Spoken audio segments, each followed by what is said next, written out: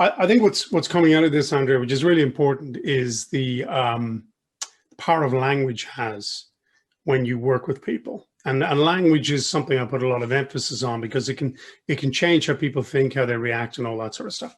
So yeah, so a value convincer question is a question, a closer question, if you want to call it that, or a call to action question, is a question that you can use if you want someone to do something for you, make a decision, take an action, do a thing.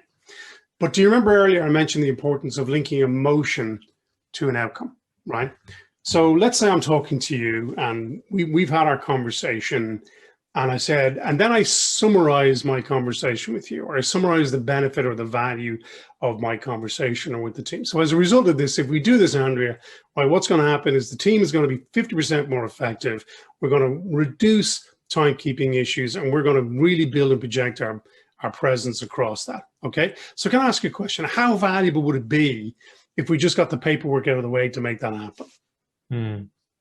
So you're smiling now, but you're smiling to something that isn't even real for us, because what you've done is, when I said how valuable would it be if we're using what's called soft language, which diminishes threat, you are now thinking about the value to you personally by doing the thing I asked.